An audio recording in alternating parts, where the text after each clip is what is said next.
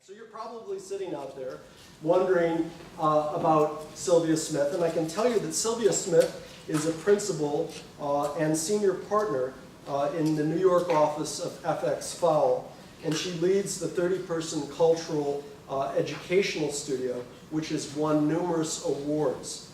Since she joined the firm in 1982, she's been responsible for the program of intensive projects that vary in terms of scope and size. And she is constantly cultivating new ways to make architecture more expressive and enriching.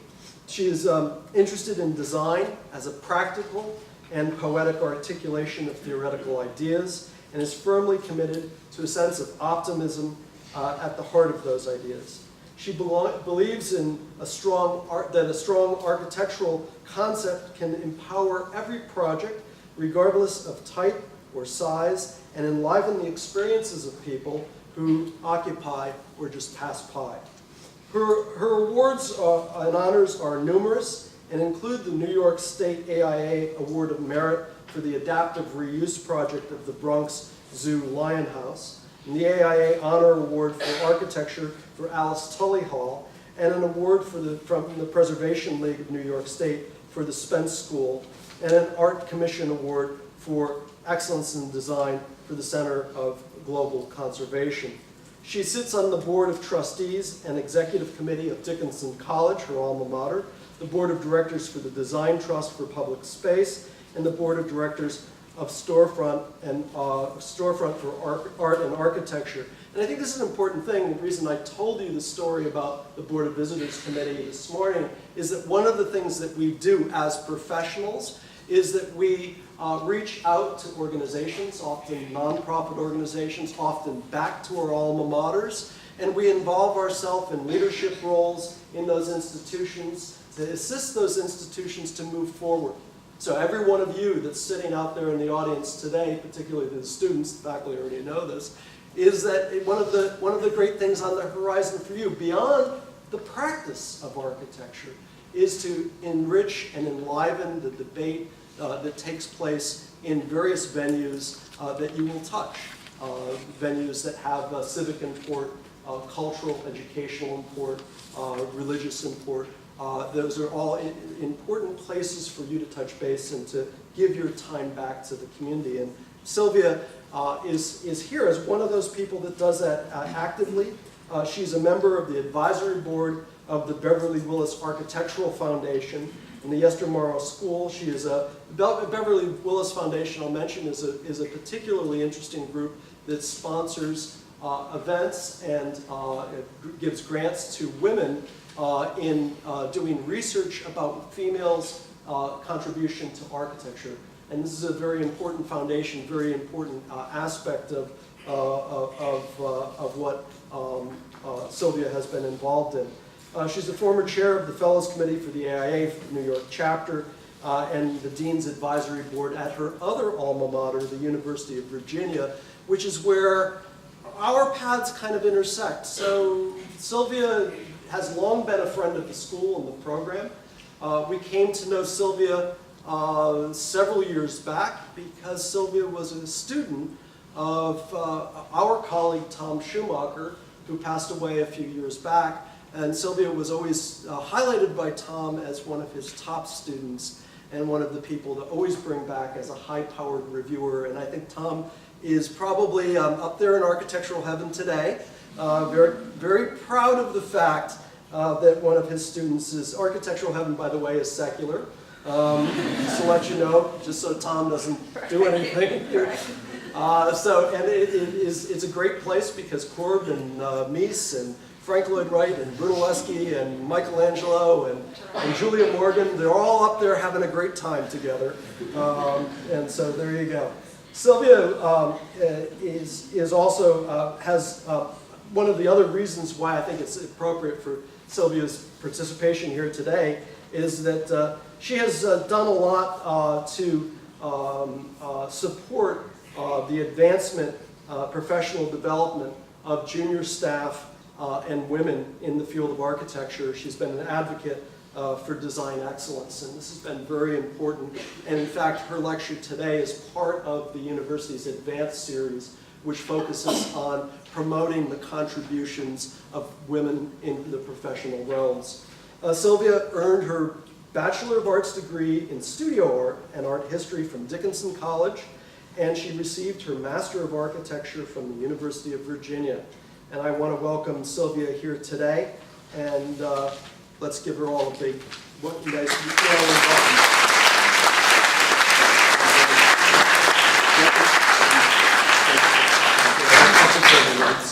Okay. Well, good evening. I'm thrilled to be here, especially after this afternoon. I have further insights as to what a great place this is. And obviously it means something to me because of my friendship and relationship with Tom, former professor. I also should say after that introduction, if you ask me if I have a hobby, I sit on boards. So it tells you how much fun and exciting I am.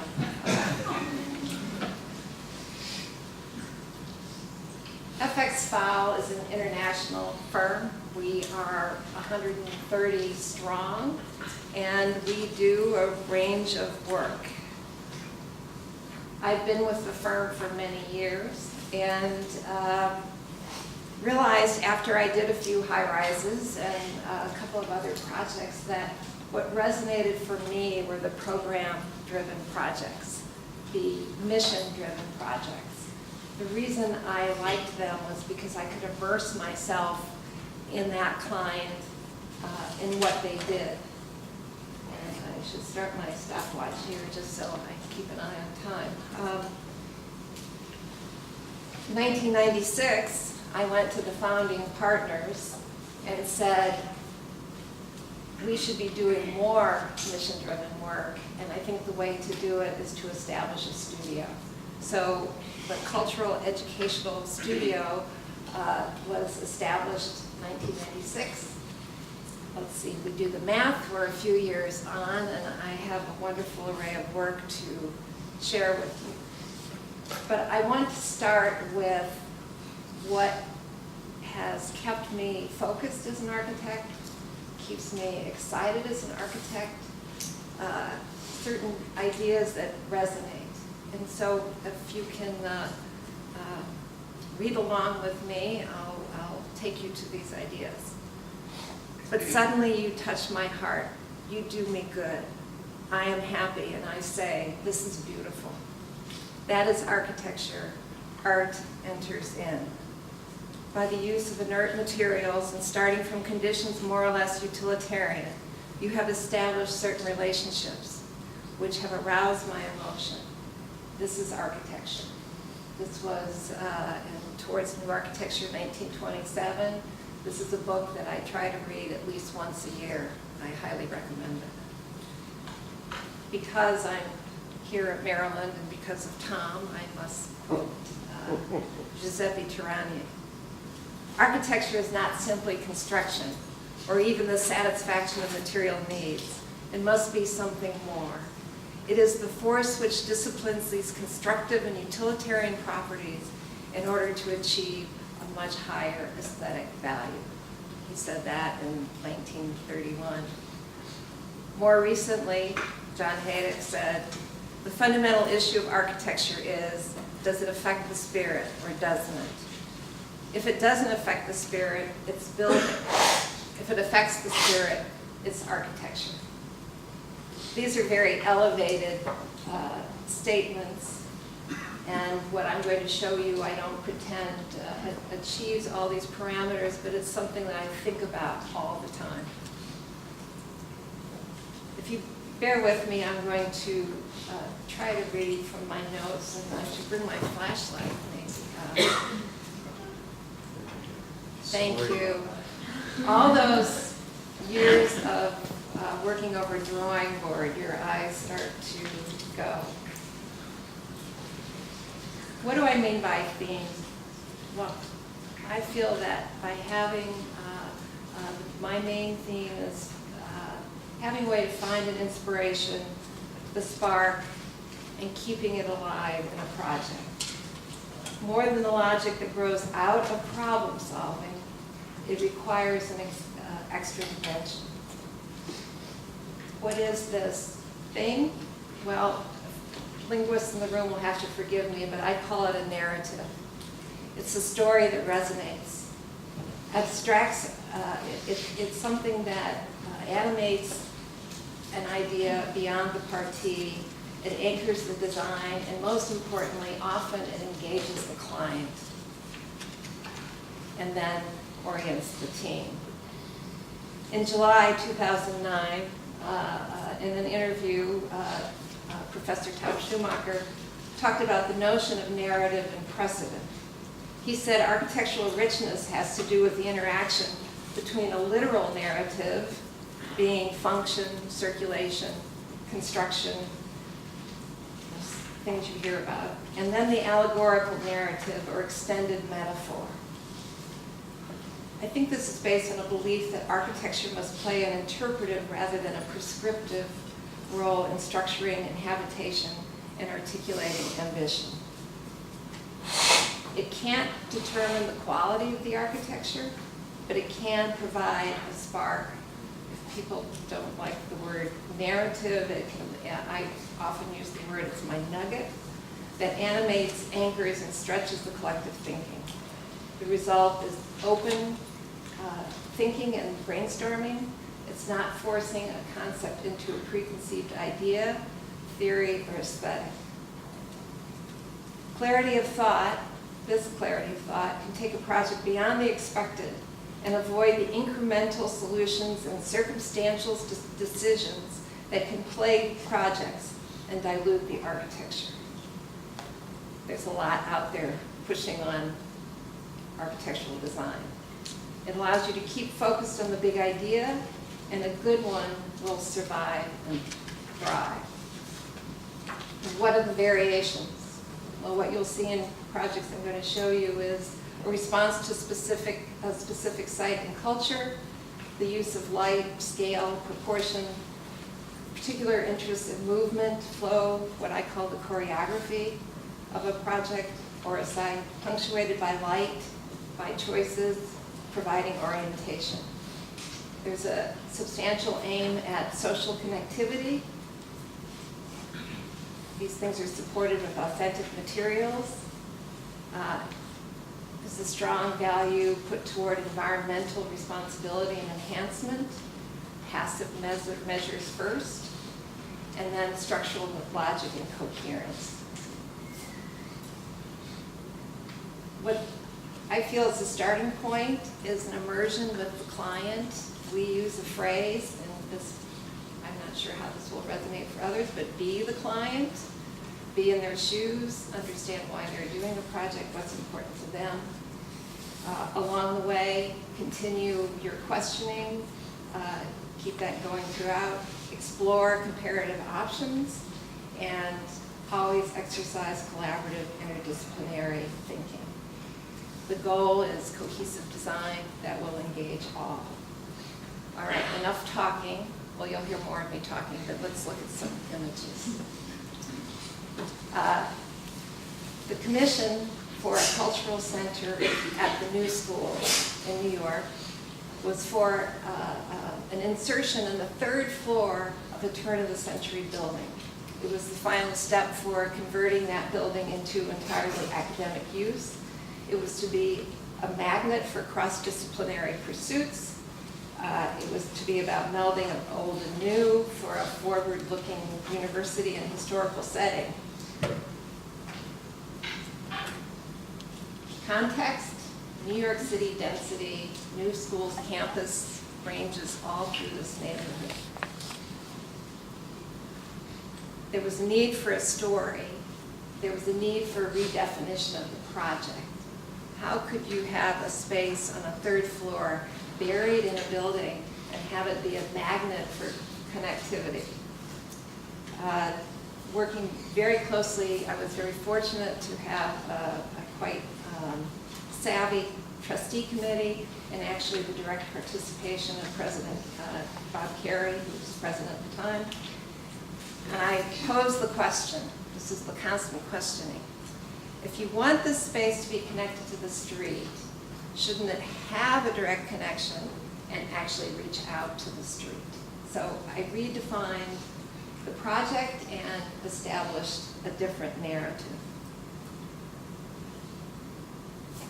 Beyond that, it needed, I felt, a further story, and put forward the idea that if we made this journey, this connection of, from the outside up through the building to the cultural center, be about light, the metaphor of light. Light as, or education as light, as opening up possibilities, that this, in fact, would start defining the architecture, and the client agreed. So I will just walk you quickly through components, starting with a canopy at the street, an interior lobby with a backlit panel. I will just throw in here quickly that New School has a mural tradition, and Saul LeWitt was commissioned to specifically work with us to develop 2 murals for the space. So you'll see this as they go on. But continuing the image of light with a backlit stair. I'm going to date this project. It was completed in 2003. We actually were using very early light pipes so that the illumination was coming not from a series of lamps, but from a light source at the bottom of the wall. And this was very revolutionary at the time. One moves from that space, from that stair, into the cultural center, and we did a very subtle thing. We shaped the ceiling to open toward these magnificent loft windows. Very simple moves, but it tied the space together. This is looking actually across an interior space, which is also framed by Saul LeWitt's second mural, and this is quite spatial. So one mural's on the first floor along that entry wall, and the second mural's on the second floor. So as you come up in the space, it's almost as though you're occupying the space of the artwork, or it becomes a spatial play. Also had the good fortune of working with Kara Walker, who saw the opportunity in that space that we inserted to create that linkage to the street. The Center for Global Conservation is the international headquarters for the global initiatives of the Wildlife Conservation Society. They had very clear project goals, reflect their mission, have the building reflect their mission, and the trick here was an environmental mission, but also this is an international headquarters. So the building in some ways needed to be modest relative to its environmental use or material use, energy use, but grand enough to host heads of state who are meeting on international conservation issues. The other goal that they gave us was they wanted a relationship between the building and the site. Well, they came to the right architects, that's what we like to do. They wanted to foster a greater sense of occupant well-being through connection to nature, and then, as I said earlier, minimize energy use and resource use. This is the opposite of the New School. This is an urban oasis, the 264 acres of the Bronx Zoo, which is operated by the WCS. And the site is at the very northern part of the zoo. What makes this particularly special for a New York City architect is not only did I have a piece of ground to do a ground-up building and be in the 5 boroughs of New York, but this ground was interesting. It had rock outcroppings, it has changes in topography, it had unique characteristics. One of the first decisions that we made was that this building needed to respond to the solar orientation, and we gave it a long dimension running east-west, so we had broadest southern exposure. But what I more importantly want to point out here is the challenge. This is the main entry into the zoo. This is one of the aviaries of the zoo. So while this building was to have a presence on the zoo campus, it was not to be visited by the zoo visitors. So as we were thinking about how to make this building and its site one, we also needed to think about how to tell visitors this isn't part of the zoo. We do a lot of diagramming, a lot of analysis. I'm sure your professors are encouraging you to do the same. In this case, we were very focused on what we call the warp and the weft of the site, and that had to do with topography and the hydrology, the solar orientation, and then we were also tracking along the way some specimen trees which guided us to inflect the building in order to respond to the trees. But I very simply want to reinforce this notion of the story and the idea of the building. Because of the rock outcroppings that frame the site, we conceived of this building as a bit of a bridge that not only was connecting the two rock outcroppings, but also was bridging this idea of building and nature, and also bridging the WCS to its broader audience around the world. We also thought of the building in component parts. We called the ground floor the rock, and it related to local programs, the design department, which the WCS uniquely has, works from there. Then we have a piece of landscape. I'll describe that further. And then we referred to the upper portions of the building as the sky, and these are the international programs that reach out all around the world. We conceived of the site almost, even though it was flat, because we wanted to bring the site and the building together, and also we wanted to create that sense of privacy. Conceptually, we lifted up, again, this is on paper, a corner of the site. We brought it to the building. We had it engage the building. Then we depressed a central portion of the site because we actually have that hydrology, water running through there. And we left a portion of the site elevated, and that created that buffer between the outside world and the inside world.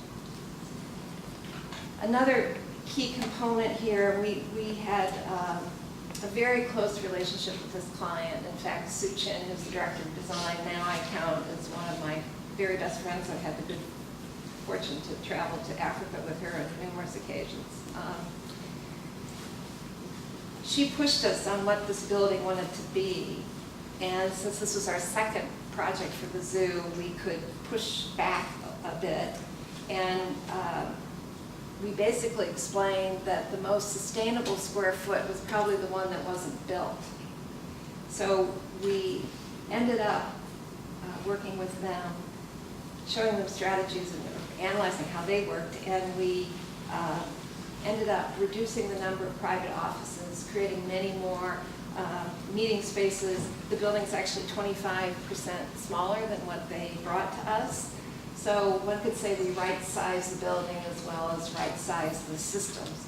But what does that mean? This is a building that's supposed to have some stature. So are you going to put this international group in a small building?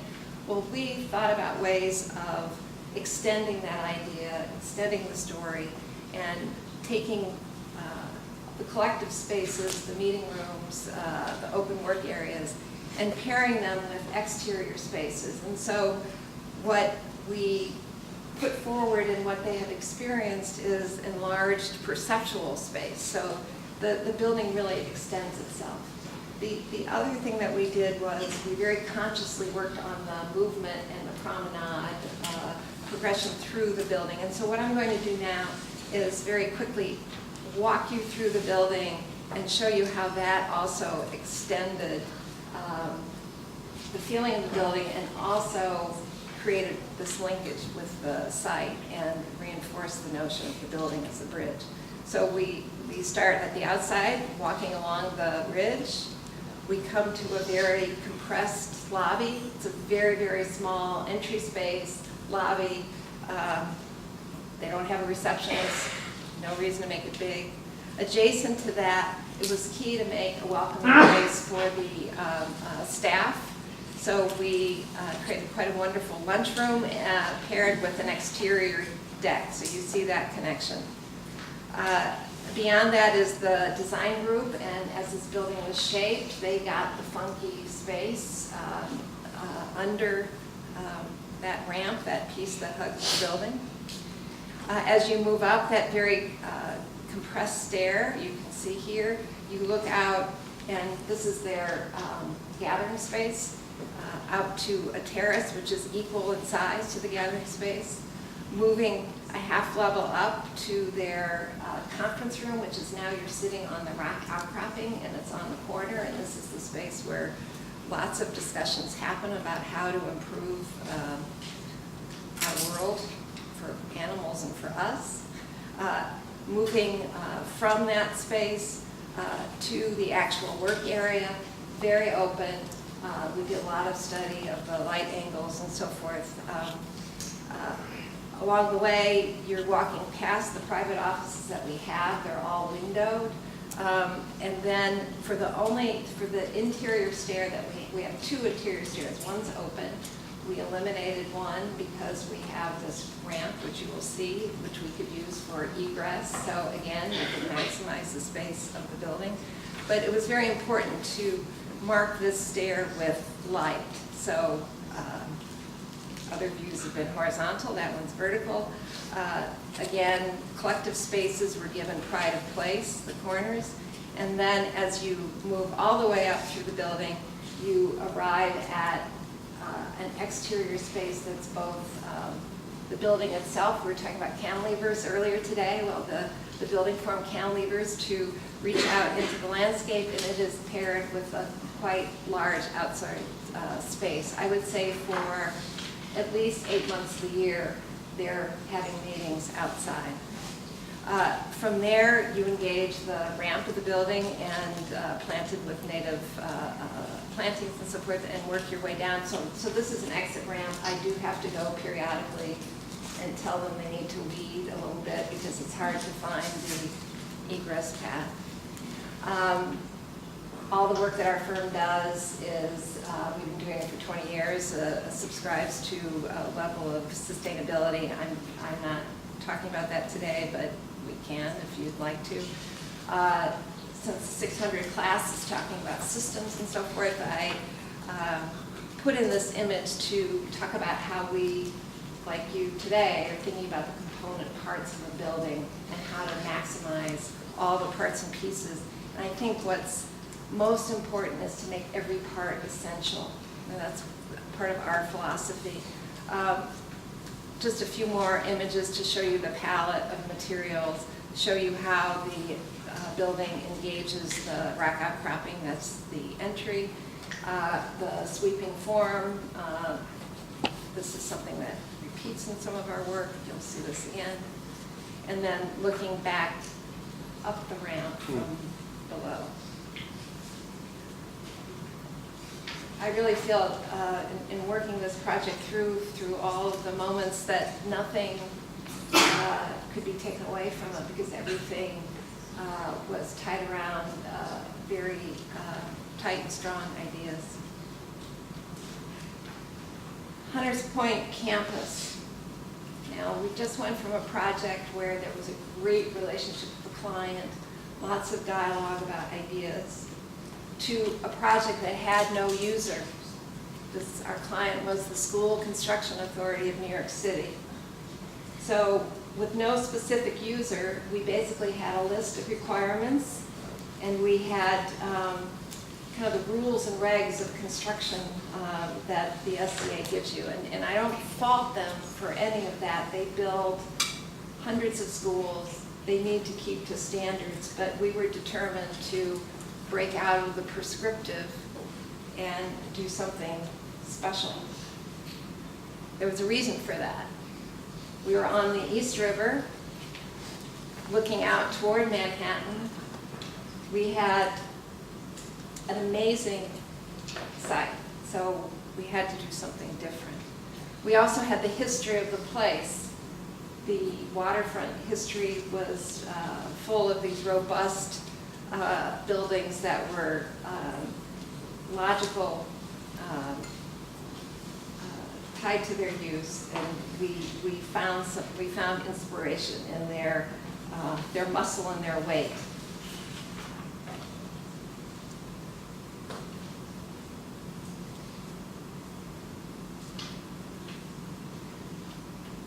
Tom Main said recently in a piece in Architectural Review on his new building for Emerson College in LA that the urban imperative is to think not of making a building, but of building a site. And those words resonated for me because that's the way we conceived of this. We had phenomenal opportunities in expansive views. We had great limitations because we didn't have the entire perimeter available to us. We had a new high-rise going up in this corner. We also had the Midtown Tunnel coming by here, so we had to honor easements. But our philosophy was to make opportunities out of some of these limitations.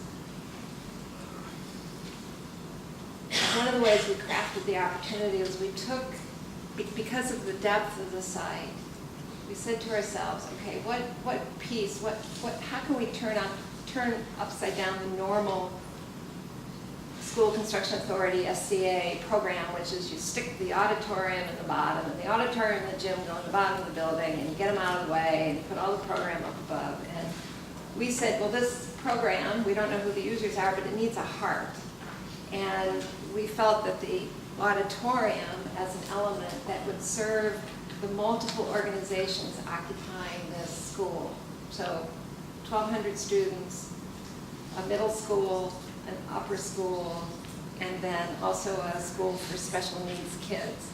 So our idea was to have this auditorium anchor this new community, anchor the building, and be a dynamic piece that, instead of forgotten, could be an active place for a school program. The auditorium itself, we applied what we learned at doing Alice Tully Hall and how to frame space. Now, mind you, we had so Alice Tully's budget was like this, and this was, all of these projects, very tight budgets. But the key thing about this is to link, because we saw it as a piece that would link, the story would be that it would link the programs together. If it spanned the 4th floor where we put the upper school and the 3rd floor where we put the middle school, in fact, it could provide a place for all those programs to come together. So that was one idea. The other idea, and I'm showing this diagram again, but with some different sketches, is the auditorium became almost like the rock in the stream. It was the faceted piece that the students moved around. The corridors, instead of being standard double-loaded corridors, became gathering places. Each corridor is framed by a window, and this main backbone, if you will, is anchored by stairs, also with windows. The head of the school has said to me numerous times that the corridors are not places where the kids are crashing into each other. They're places where they meet and gather. I'd like to think that as they stand and look out the windows, they see broader horizons. The other architectural gesture here was, as we took the solid form, this block, somewhat inspired by the buildings that were once there, we carved it away to make these special windows, to create, in Tom Main's terms, to really build the site, to create a landscape within the building. And we framed those windows and the stairs with a very vibrant orange liner. The building itself has a very strong sculpted form. We wanted it to be an anchor for the neighborhood. I love this view and the shaping of the building, but in fact, this is our way of avoiding the easement for the Midtown Tunnel. I probably shouldn't tell you those secrets, but the other way that we turned the program on its ear was we took the cafeteria, which often, believe it or not, schools is in the basement. Now, we're next to the river, so we had a high water table, so it couldn't be in the basement. But we said, let's take and put the cafeteria on the top of the building. And the SCA said, no, we don't do that. And we of course, responded, how could you not do that? This is where this magnificent view is. And we can make a fabulous space, and not only can the students use it, but the community can use it. We won this one. I can tell you in the cost challenges for, I don't know who the folks were today who stuck the column on their cantilever. We were asked to reduce costs, reduce steel sizes, to put a column on this cantilever. And I have good dialogue with my clients, but I said no. This was too important to the gesture and the form of the building, so we won. I'm happy to say. The building is not only building. The School Construction Authority has their own green guidelines, but this is a high-performance building. I just want to throw that in. Now, this isn't about me, but it's about the kids. Because this building had such a particular quality, because we made the auditorium the heart, this became the home of the Academy for Careers in Television and Film. And these kids love this building. And so when their teacher asked them what their special project was going to be, they said they wanted their project to be about the architecture, about their building, and they wanted to know if the architects could come. And if you have any interest in seeing what students can do, you go to our website. Their film, their little documentary is there. And I have to say, personally, one of my more thrilling experiences to see them respond to the building and have aha moments. So we're going to go from Queens to the eastern regions of Turkey. And the shift here is great in terms of context, but less great in terms of wrestling with issues of education and, again, finding a story and finding inspiration in this client. This is a very small project, but it has huge significance in a very remote area. The fellow Dr., well, I call him Ali, but Drogomachi, gave us 3 requirements on this school project.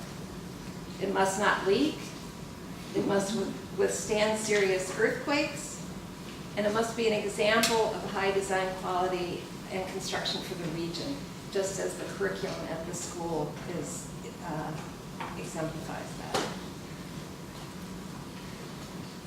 This is on a very high plateau, 6,000 feet above sea level. It's surrounded by mountains, very little growth here. The school was started, these students are educated here, and then they go to Ankara to Bill Kent University, which was also started by this family.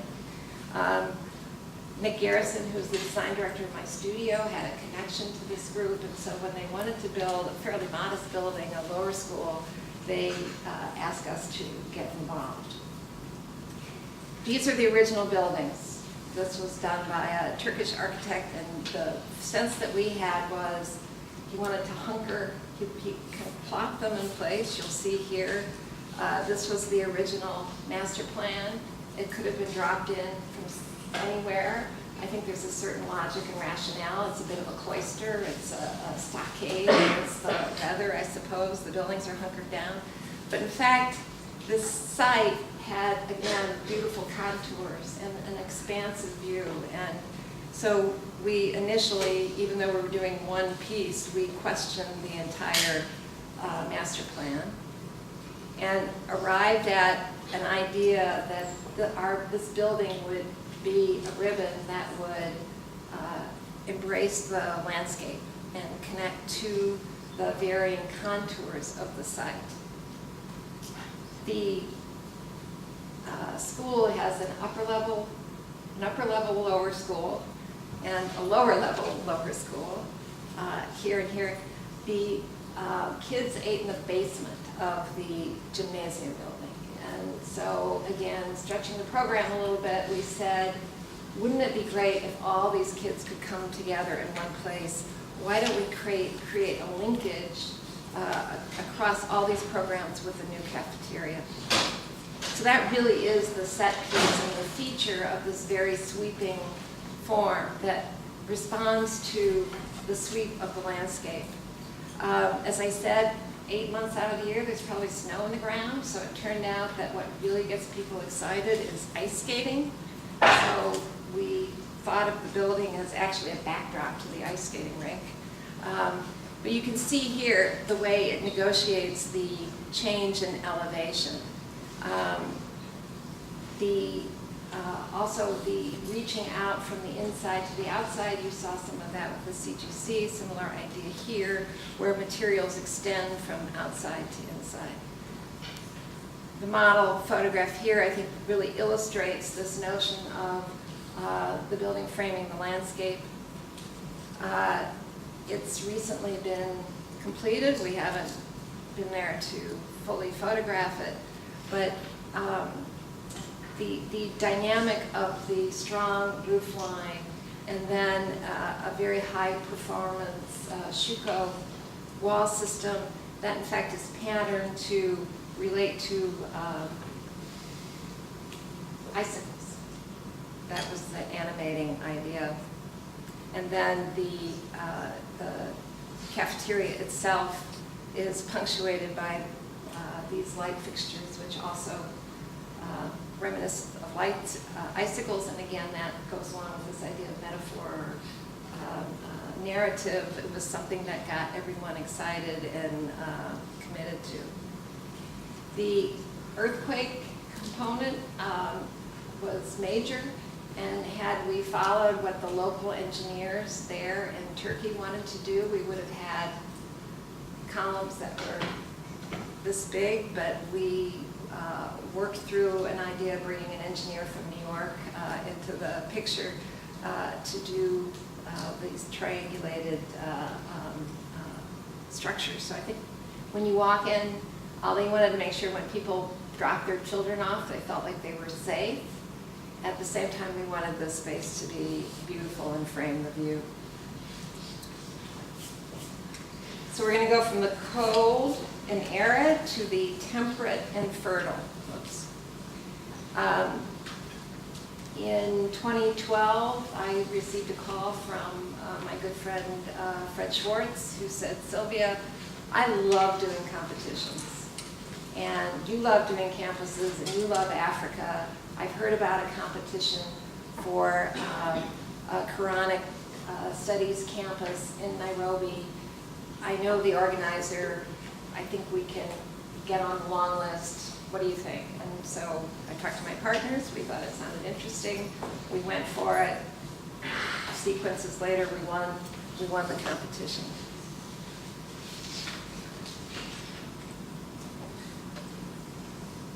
I said earlier that the way good ideas are carried forward is through cross-disciplinary and collaborative teams. This one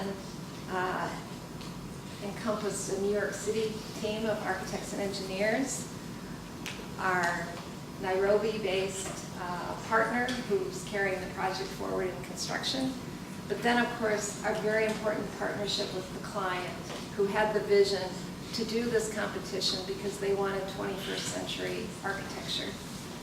They happen to be based in Mumbai, but they have a center in Nairobi. So this has been a very international project.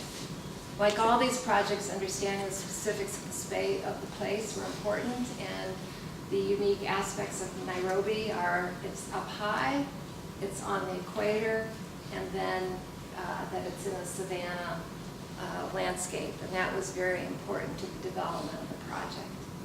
Our client are Dawoodi Bohras, which are a sect of the Shia Muslim faith. They are 1 million strong around the world. They are very engaged in the modern world. The school, this is a requirement for me, is 50% women and 50% men. Our clients are articulate, smart, demanding. So this is one of our early meetings after we'd won the competition. They had invited us to India for a particular event, and I'll tell you more about that. And all I can say is this has been amazing every step of the way. Now, I'm going to show you this slide, and this isn't because I equate myself to Corbusier, but I have to say that when I went to the Corp show at MoMA last fall and I saw this photograph, I thought, oh my God, it's from 1953, I think. Corb and the priest at La Tourette, and I felt like some of my situations with my Bora client. The really distinguishing, one of the things that made this competition interesting to me was not just that it was in Nairobi, a very interesting climate and place, but that the Bohras come out of the Fatimid tradition. And if you research Fatimid architecture back from the 10th, 11th century, mostly in Cairo, that was their stronghold. It's very, very plain, or not a lot of surface embellishment, and what's there has a reason for being there. Quite beautiful. As part of our work with them, once we had won the competition, they actually took us to Egypt, and we visited many of their heritage sites, and the scale and proportion of the architecture, the quality of light, some of it was quite grand and in some ways abstract to the point of modern. We organized our submission and really the story of the project around the idea of a sacred core, which is anchored by the masjid and other sacred buildings. We had not seen Al-Janaya, Al-Anwar, the previous image yet, but we had studied it in photographs, and so we looked carefully at those proportions and centered the project around that. You see that here. The other important aspect or vision of the project was that the buildings in the site were one, that the landscape, and here we have this amazing climate for indigenous plants that are beautiful all year round. We also have the inspiration of references in the Quran for the importance of certain kinds of plants, and so there's a narrative there. So a lot of our visioning of this 14-acre site was how to weave the landscape, the savanna landscape, in through the buildings. The other luck, I guess, of the project was that the site, even though it was this weird parallelogram, we could find dominant east-west axes. And the sun, because we're at the equator, basically rises here very quickly, runs across and sets there. And so we could tie a lot of aspects of the site to that celestial element. As I said, we worked from the sacred core, the more formal elements. We next framed that with academic buildings. informal areas for the students and the residential buildings at the ends of the axes. And here, as you can imagine, the girls are over here and the boys are over here. And when we did meet with the students, one of them pulled me aside and he said, "Can I talk to you for a moment?" A boy. And I said, "Sure, what's up?" He said, "Two things. Can we have horses at the new campus? Because I like to go horseback riding." And I said, "I'm not sure I can arrange that. That's not an architectural issue." And they said, "Well, could you make some staircases or something where we could meet girls?" That we could work on. But in fact, this, the structure of this campus is that the men were on the ground plane and the women were on the level above. So there's a network or interconnection so that you could travel from one end of the campus to the other without crossing. But there are places where I think they could.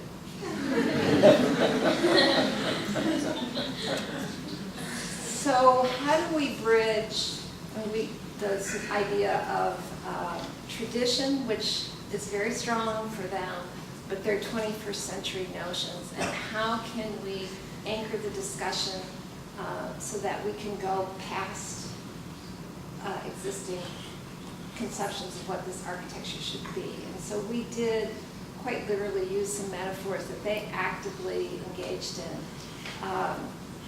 Honey, the bee, if you read the Quran, is a very important element. They quoted over and over again that the knowledge is the honey and we are the bees. This is a quote from the students, and it shows up in a lot of Al-Jamia's literature. So we went with that and said, all right, can we use this as an idea to create a new building? So one of the buildings that our office ethics follows doing is the library. So where I'm walking you through is this notion of beehive is a container of honey, the library is a container of knowledge. Is there a way that one can inform the other? So I'll just go through these quickly because I am running out of time here. So when you cut through a honeycomb, you get different forms and different shapes. There's a certain syncopation that happens. If you take two honey, you cut them, you stack them, you get another rhythm. Continues. What if you convert that to building materials? So we worked with that. I'm sorry, this is quite faint, particularly in here. It's better on my screen.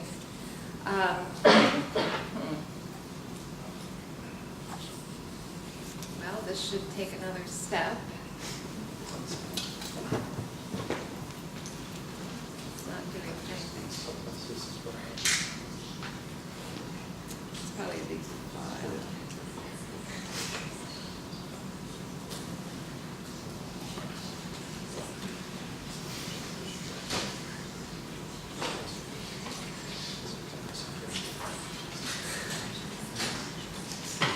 We're working with the fundamental metaphor idea, and all right.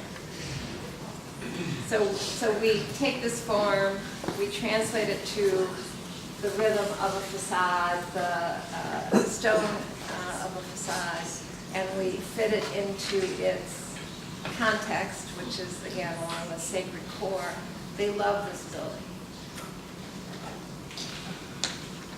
See the diagram idea. This is the building along the radiant axes. You can see the upper level connectors. Interior spaces. There is another exterior space that this links to, which is called the Cove of the Bounties, which is a place of learning in Yemen and another one of their sites. So we're constantly weaving these things together. The interior is, of course, everything what you realize in Nairobi is you just need to keep things ventilated. There's no air conditioning, so louvers throughout. Very quickly, this is an academic building with one of the gardens. Andrew Pogon out of Philadelphia were landscape architects and developed some very interesting ideas of the plant types and so on. Most everything is open. 21st century classroom, hot technology, openness, inclusion of daylight. We talked about the sustainability aspects of this project as engaging the ground because of the potential for creating thermal drafts and so on below grade, and embracing the sky because of this magnificent sun. As it turned out, again, getting to know another environment, they don't really need to do a lot of that. The temperature is moderate. The other thing that we discovered is the concept of energy conservation and water conservation are already there because they do not have regular energy or water. So we had very good dialogue about how to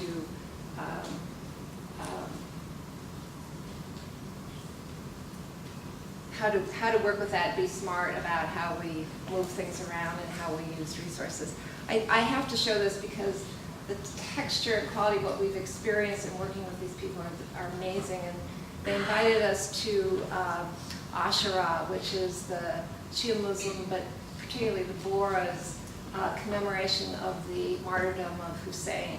And it was unlike anything I've ever seen. Within 2 weeks of they announced the location. 2 weeks later, there are 55,000 people in one place, and it's all very well managed. So I just have to share that. The the Columbia School of Nursing is a recent project. This was a limited competition. One of those great competitions where we actually had dialogue with the client. We actually had that in Nairobi as well, but during the period of the competition, they met with us here. We met with the dean. The site is on 168th Street. The current nursing school is buried in a building. They have no visibility. They're the second-class citizens on the Columbia Medical School campus. Here they had potential of a corner site along Broadway. Great option. Well, the brief came to us, to the 4 firms that they approached, and it said, okay, we've got this block-long site. We're going to make the nursing school 3 stories tall, but we want it to be prominent. We want it to be connected to the life of the medical school. And by the way, later on, we're going to build out this site and build new building over the top of this highly tuned simulation equipment that's very typical in a current nursing school. We said, what if we alter the brief? And they said, no, the brief's the brief. Well, I think I said to someone today, ask forgiveness rather than permission. Well, we decided to go for it because this option made no sense. You don't build over highly tuned equipment in a school that runs 12 months of the year. It just doesn't make any sense. So we went from this idea to saying, what if we take half the site and do a vertical campus? That gives them the prominence that they want. It allows you to build independently in the other half of the site. When we went to that first meeting, the dean, somebody said the dean looked like a bobblehead doll because she sat there smiling the whole time.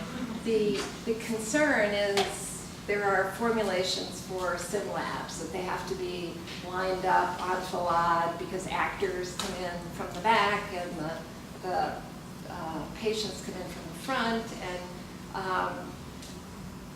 we worked with co-architects. They're formed a joint venture with us. They've done research in academic science facilities around the country. And they said, no, we can make this work on 2 floors. So how do you convince someone, though, who thought they were going to have a continuous campus that a vertical campus will work? I didn't realize until I went through this how much we talk about ribbons, but we do. We talked about the circulation as not just being a double-loaded or a turnback stair that goes up through the building, but that the circulation is an event in this vertical building. And that was, again, a metaphor that really stuck with the client. And we did many, many drawings to show how breakout spaces, how gathering spaces, community spaces could tie to that stair and also tie to the exterior. So as you move up, when you take a turn, there's a view to the outside. You move further up, there's more views to the outside. The skin itself is a high-performance skin. I wasn't going to talk about technical issues. I can answer questions about it. These are some just quick views that we did. A very open public lobby. Nursing schools, particularly this nursing school, runs a lot of public programs. It was very important for them to be part of the community, not separate from the community. Here you see the meeting spaces that come off that green stair. Now the big payoff, think about it, you're a pancake building, where are your special spaces? You're a vertical building, you've got a roof and a roof terrace. So that was the other non-program component that we brought to the discussion because of the way we configured the building. Because of the 600 studio, I just threw this in. We do all of our projects in BIM, and so this building is essentially built in the computer, and we have done Navisworks, and we know where the clashes are and so on. But particularly science buildings are very intricate, and this one has been put through the paces. Another view to say the metaphor that also is meaningful to them is that they're a lantern in the community, that they're not hiding, but they're connected. I'm going to skip. I told Brian I might skip a few because I'm conscious of time. This is the last project I'm going to talk about, and I'm going to talk about a couple other things in the office. About the same time we were doing the competition for Nairobi, we were invited to compete for a new museum at Liberty Island. This museum was to be there for all those people who go to the island, and this is the Statue of Liberty, the Liberty Island is the most visited monument in the world. 4 million people take the boat out there. But very few get up into the statue. So how can the National Park Service and the foundation that works with the National Park Service enrich the experience? So they put forward a brief. I'll talk a little bit more about that. Everyone knows the site. The interesting thing for me was the island's 14 acres, and the site for Nairobi was 14 acres, and I was thinking these are pretty about as different as they could be. We thought a lot about where it is and how people arrive. We thought a lot about the perception of the statue. Sometimes it looks big, sometimes in perspective it looks small. And then obviously it's iconic, and everybody has their picture taken to match this iconic image. There's also this wonderful issue of scale. And when you really realize about the component pieces of the statue itself and also how it sits on the island, you have a greater respect for scale. So how do we drill down into this? We have work walls, particularly when we're doing competitions, where we put as much information together as we can on the place itself, on early ideas, precedents. We do an ecotech analysis so we understand those forces. We had certain guidelines. We had other elements and ideas. So we just took over a wall in the office. All right, once again, there was a brief, and the brief said, we want you to locate the museum next to the little information building that exists across from the concession. The boats come in here. We want the museum to be right there. And the site was very constrained. There were existing, you can see there are existing buildings. So we said, all right, fine, we'll do some sketches, we'll conceive of that, but what if we, in our interview, put forward other ideas? So one idea was to disaggregate the museum and make it a series of pavilions in the landscape. So as you wander the island, you experience the museum. The other idea came out of the fact that we learned that there was space between the old fort perimeter where the statue is located, and the base that was done by Richard Morris Hunt later. So we said, well, what if you let everybody into the base and you could see the statue, that issue of scale from below. Wouldn't that be magnificent? Turned out there are lots of security issues.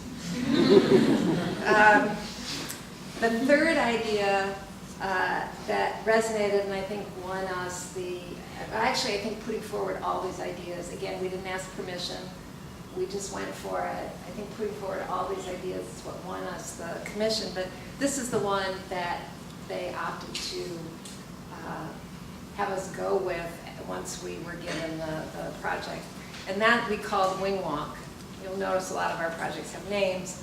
The idea is that it would become a landscape element and really frame the base of the statue and do it in a way that not only could you walk through the exhibit, but you could sit on the top of the building on this wonderful green roof and look at the statue, have a picnic. It was a way of engaging the site. This was great, the board loved it, everybody loved it, and then we met with SHPO, the State Historic Preservation Office. Because we're in the Bay there, we have to meet with New Jersey and New York. And during that meeting, the New Jersey people said, nice idea, great, but guess what? We've just gotten this report, and there are Indian artifacts. Actually, Indian garbage, but it was important, or they see it as important, under that site. So they said, no go, you can't build there. I'm going to go forward here for a second and I'll come back. Whoops. One of the other things that happened during this time span was Sandy hit. And the island was very badly damaged. And in fact, all these buildings that we felt constricted the original location of the museum were essentially destroyed. If they weren't completely demolished, they're going to be demolished. So we went back to that initial location and said, well, we've got this axial relationship with the statue. If we can, in fact, expand here and embrace that circle, which came out of a previous plan in the 30s, and that will influence Philip Chaston and John Verghee, but that's another story. We felt that we could both establish a very strong relationship with the statue, but also go back to that notion of having the building be part of the landscape as opposed to something that's plopped onto the island. So you can see here is the location of the building. This is an existing structure that is from the late 30s, early 40s that relates to this structure. So we're stepping away from that, giving it a little space, and then creating areas that really augment this plaza. So you can see here how the building sits on that plaza, provides you not only the viewpoint of the statue, which is wonderful, but as you look out onto this broader horizon, you have a feeling of the magnitude of the bay and really the importance of New Jersey. So as the building form, as the landscape goes up the building is shaped below. You can also see we have been challenged now. We've gone to the 100-year flood point. We've raised the building up. The National Park Service has now done all sorts of statistical analysis. They've asked us to raise the building 5 more feet. So this is another architectural challenge. Auguste Bartholdi's workshops are inspirational. They're some of the most fun images that you could look at. And so as we started to think about the gallery space and the kinds of pieces, there's the original torch is actually not on the statue. It's someplace else. And we thought that would be a good centerpiece and have people walk around it in a space inspired by the workshop of the regional sculptor. All right, so that's the architecture. Brian had said to me it might be good to talk a little bit about the culture of FX File and how we do what we do. Our design process is very interactive. Everybody participates. I expect everyone on the team to come with ideas, put them on the table. We do a lot of pinups and lots of discussions. We also do a lot of workshops where we're working with other professionals. This happens to be for a master plan for the University of Rwanda. We had people coming in from all around the world. This is pretty typical. We're very active with tours, and here's Bruce Fowle, one of the founders of the firm, at the New York Times building, which we did with Renzo Piano, and this is pretty constant. We're always using New York City as a laboratory. We are a sustainable firm. We have been for, well, I've been saying 20 years for the last 5 years, so it's got to be 25 years. Bruce Fowle is the kind of person who walks around turning off lights. He wants to make sure that we're using resources correctly. All his daughters are naturalists. He's been talking about this well before just about anyone. We compost. This is a office activity that we do on our roof. We also have a very active group of folks who blog. It's amazing. Every once in a while I have to go back and go through. This is a wonderful piece on the show at the Drawing Center of Levius Wood's work. We also participate in community-oriented things. This is actually a run that the Bronx Zoo does every year, and we get a big group to donate money, raise money for the zoo. I believe this year it was seals that we were running for. Actually, sorry, sea lions. I should know better. Actually, that's a penguin. Don't tell my friends at the zoo that I did that. We have a central area in our office. We're in a wonderful old loft building that we keep as a gallery space, and 5 or 6 times a year we have artists mount shows. So we have openings, and they come in and talk, and that keeps our environment vibrant. And as I said at the beginning, art enters in. It's got to be part of everything. We also do a lot of things with the community. This is a New York Cares event at the Children's Museum in Brooklyn. Brian talked about activities. I'm not the only one who has to be on boards, but the person who was helping with this presentation is right here, and she wanted to put this photo in. I am on the board of the Design Trust for Public Space, which is a very important activist group in New York, coming up with new and better ideas. That actually were the ones who got the High Line launched. I always make sure if there's an event, the younger folks in the office participate. I had put in here a few images of the Loop, which if you read Architect Magazine, won one of the R&D awards this year. The reason I put it here is because this was a completely staff-led initiative. We have a group called B-Sides, and they take on things. In this case, they engage the mayor's call for ideas to reinvent the phone booth in New York City. Again, at Sandy, it turned out the phones were pretty important because people didn't have juice for their cell phones and they had no signal, so the landlines were important. So how do we take that forward? They came with the idea of a loop, developed a notion of a personal scaled form that could be transformed depending on where it was located. It had information, it had a kinetic power generation. As people walk by, they would help power the booth. It had a sound screen that when you're inside this open space, it would mask the street sound, which in New York can be pretty amazing. And then they proposed ideas for how it could be applied at different areas of the city. We worked with a group in South Carolina called SCR, who we've done other fabrications with. They did some essentially rapid prototyping where they tested ideas about how this could be constructed, and then we actually erected it in our office.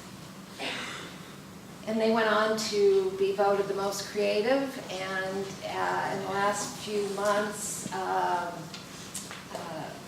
we've been contacted by one of the major phone companies in Italy because they're looking for new phone booths in Italy, so we're in the running to provide the form for that phone booth, which is pretty exciting. All came from the staff with a little bit of partner participation.